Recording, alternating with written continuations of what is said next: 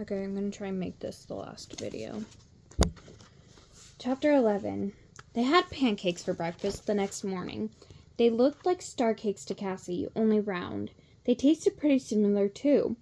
Cassie tried maple syrup for the first time and nearly poured the whole container onto her plate. It was so delicious. Tessa would love these on her strawberry waffles, she thought. Do you remember the plan? She asked Lila. Plenty of participation, kindness, and generosity. Today and every day, there are much more positive ways of getting attention from your teacher. Lila bit her lip. I'm a little nervous. No need to be nervous, said Cassie. Just be yourself. Then she hastily added, maybe without quite as many jokes, of course. Lila held her glass of orange juice to Cassie. Hold on.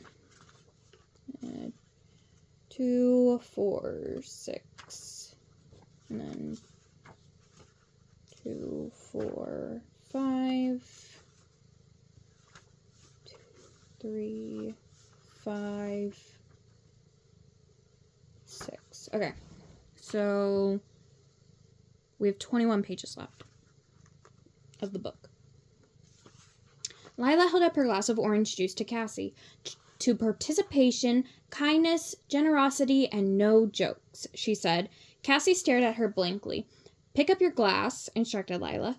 Let's make a toast. Cassie held up her juice aloft, and Lila clinked hers against it, and Cassie made another Wishworld observation. Toast has more than one meaning on Wishworld. There was just one problem with the plan. Annabelle.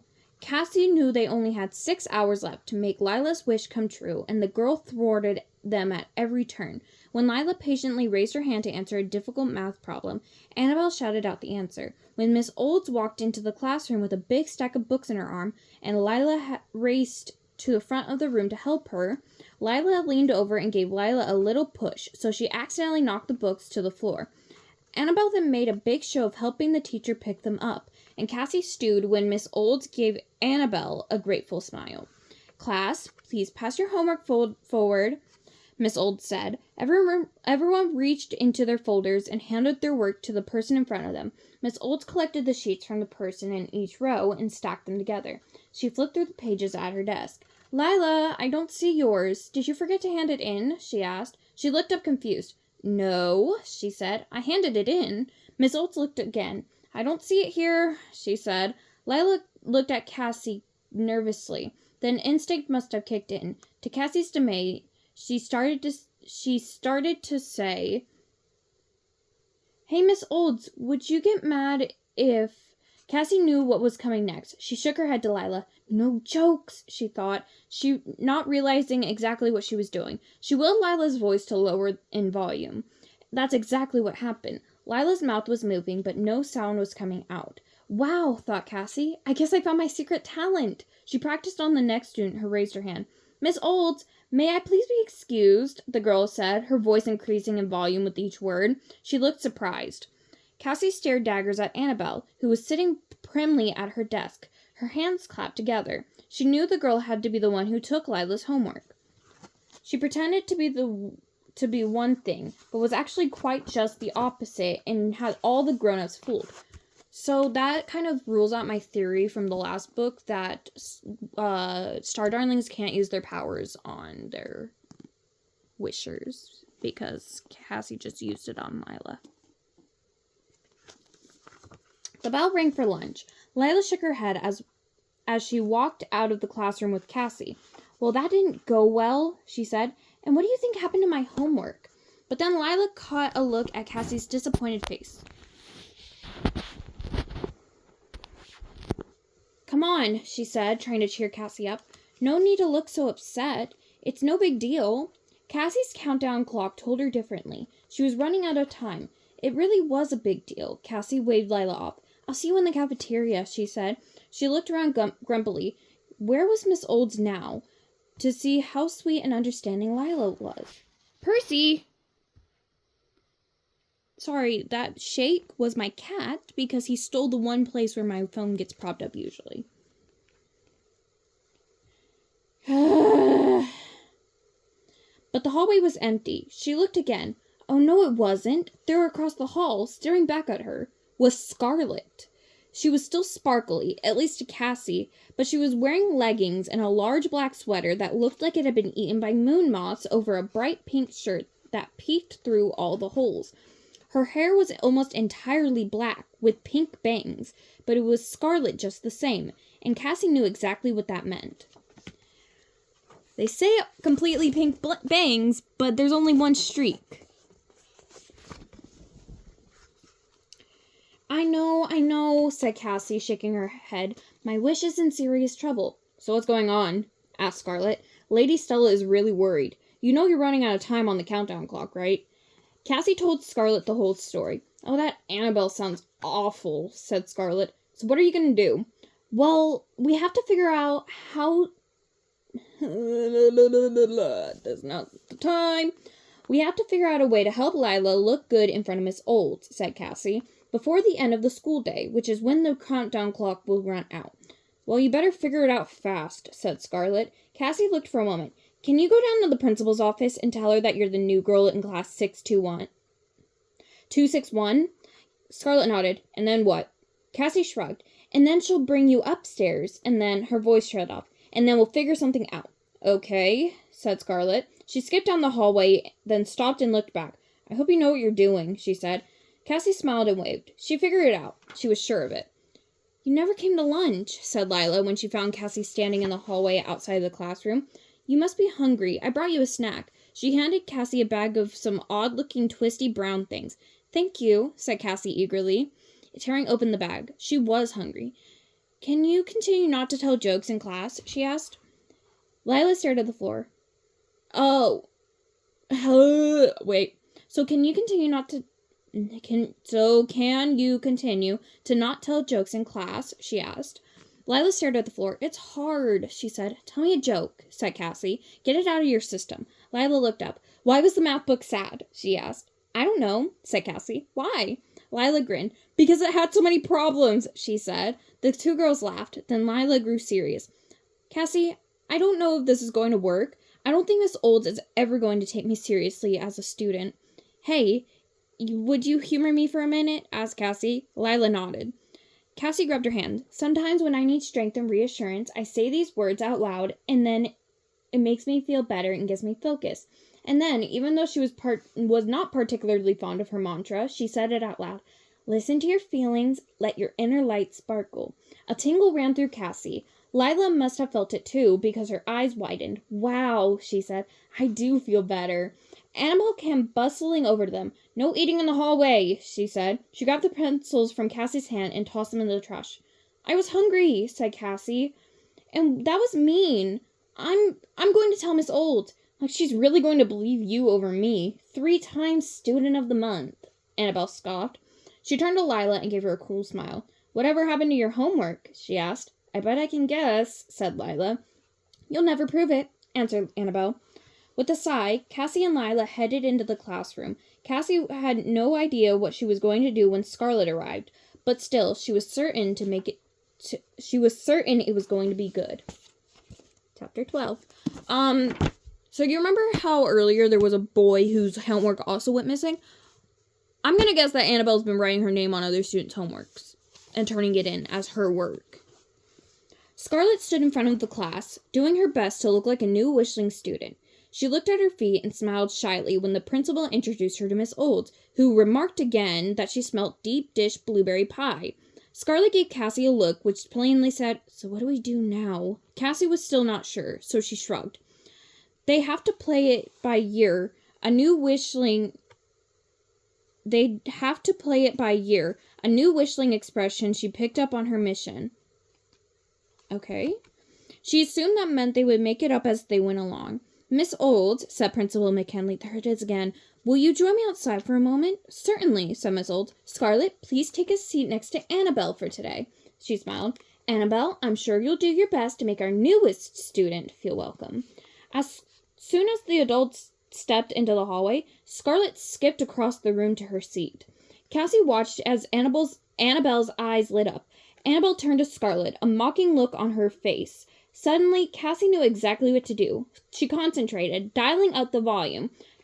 She just hoped it would be enough for the adults to hear. Did you just skip?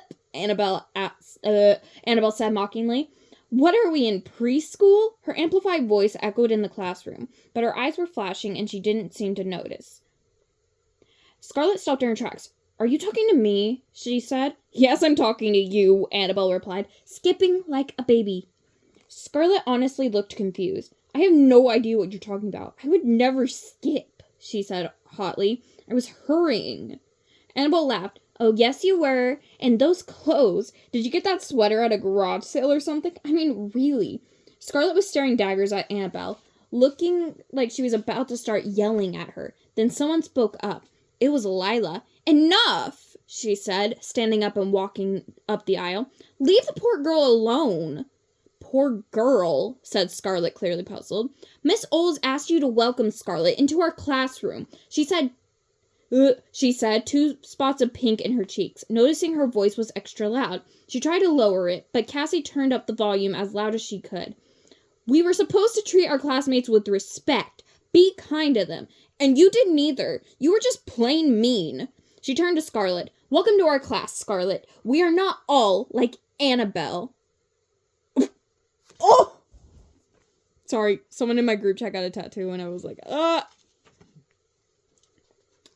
She said, actually, we're all pretty nice. I think you're going to like it here. Just then, there was a sound of clapping. Cassie spun around, looking at the doorway, and there she saw Miss Olds and Principal McKinley, applauding Lila. Nicely done, Lila, said Miss Olds. You are a wonderful example of a good citizen and a supportive classmate. She turned to Annabelle and shook her head. And Annabelle, I am shocked, simply shocked, by your behavior towards our newest student. It is simply unacceptable. Annabelle stared down at her desk with a furious silence. Cassie got the idea that her mean girl days were over. The principal was beaming. Lila, your behavior was a great example for the rest of the students. Exactly the way our new student of the month should act. Lila nodded and smiled. Lila, said Cassie, Principal McKinley just said that you're the student of the month. What? Said Lila with a gasp. Are you serious? Me? The principal nodded. Congratulations. The class, everyone except for Annabelle, that is, cheered. Student of the month? Lila said to herself. I can't believe it. Everyone could see the joy on her face, but only Cassie and Scarlet could see the glimmering rainbow waves of pure wish energy that arced through the air. Cassie almost ducked when they flew right by her. Cassie almost ducked when they flew right at her face, but then she stopped. But then she stood still, and they were absorbed by her star-shaped glasses. She closed her eyes. Percy, can you wait for maybe, 8 minutes? I'm almost done. Come on. Cassie almost ducked when they flew right at her face, but then she stood still as they were absorbed by her star-shaped glasses. She closed her eyes and felt the warmth and positive feelings flow through her. When the bell rang for the end of the day, Lila rushed up to Cassie and hugged her so tightly she lifted her off the ground. Thank you, Cassie, she said, her eyes shining. Cassie hugged her back, which she knew would erase Lila's and everyone's memory of her visit. When they broke apart, Lila had a strange, distant look on her face. She blinked and then walked out of the classroom, not turning back. They hadn't even had a chance to say goodbye, and Cassie, with a large lump in her throat, thought it was better that way. Epilogue. Star salutations, said Cassie as she walked into Lady Stella's office and was immediately surrounded by her fellow star darlings, all eager to congratulate her. It wasn't easy, but I ended up doing a startacular job, if I do say so myself, she said. Scarlet cleared her throat. And? Cassie clapped Scarlet on the back, hoping she looked modest and generous as she did so. Oh yes, of course, Scarlet. It was really helpful to me. Star salutations, Scarlet. Scarlet nodded. You're welcome, she said. Then she smiled. That was a pretty crazy mission. Why that girl accused me of skipping, I'll never know. Everyone took their seats around Lady Stella's silver table, but Cassie stayed standing, knowing what was about to happen. Lady Stella handed the orb to Cassie. Cassie felt a lump in her throat as she stared at the beautiful glowing ball of light. Then she gasped as it began to transform into a silver Bella. Its round blossom, a cluster of tiny stars shining with moonglow. She stared at it for a moment, transfixed. Then the stars parted, revealing a stunning cluster of pink jewels, a lunalite, Cassie's power crystal. Oh, she breathed. It's the most beautiful power crystal of them all. It is lovely, said Lady Stella, but they're all beautiful, Cassie. Cassie looked up and gave the headmistress a wink. As if. She turned to her fellow star darlings, who she felt all seemed to be waiting for her to say a few words. My fellow star darlings, she began. Although my mission was probably the best one of all so far, no offense to the rest of you, I want to tell you that the success did not come easily to me as you may imagine. I think I can be a shining example to you all as I preserved... Star salutations, Cassie, interrupted Lady Stella. But I think we're done here. She was staring at her, Cassie imagined, with great admiration. After all, Cassie had taken the headmistress's words to heart. She had turned her fear into total confidence, and just in time for her mission, too. Cassie stayed behind to chat a bit with Lady Stella, who kept asking her if she was okay. She was fine, she said. She was startastic. What was the problem? When she got back to her room, she placed her hand on the palm scanner. Welcome back, Cassie, said the bot voice. And good job. Star salutations, she said distractedly. Her room was filled with star darlings. Astra was bouncing her star ball against the wall. Tessa was braiding Gemma's hair. Adora was browsing through Cassie's huge collection of hollow books. Libby was sleeping on her window seat. Star greetings, everyone, said Cassie, and star salutations for coming here today. I have some important things to discuss with you, my fellow star darlings. As you know, I am very sensitive and a thoughtful individual. I often see things that many of you might miss. As a matter of fact, get to the point, someone called. Fine, said Cassie. I called you all here because something weird is going on at Starling Academy, and it involves us, the Star Darlings. I told Vega I would wait until I had proof, and now I think I do. What is it? Asked Leona. Does it have to do with my messed up mission? And Scarlet being kicked out of the Star Darlings? Asked Astra. Yes, said Cassie. There were a lot of weird things going on around campus, and I think the clues all lead to one individual. Who? Asked Ophelia. Asked Scarlet. That's not the person either. Who? Said Leona. Yes, tell us, Astra shouted. Ophelia, said Cassie. I knew it, Scarlet shouted. Something just isn't right, said Cassie. She talks about her mom in the present tense. She's an orphan, but she gets care packages. How could she have been admitted to Starling Academy if she was so clueless? Something is off with her, and I don't think she's an orphan, and I don't think she's clueless at all. I didn't put it all together until my wish mission. I met a girl who was pretending to be something she wasn't. I think Ophelia is doing the same thing. Well, I don't believe it, said Leona stubbornly. I think you are being unfair. I'm going to her room right now to straighten this out once and for all. I'm coming with you, said Scarlet, scrambling to her feet, but Leona continued to sit on the bed.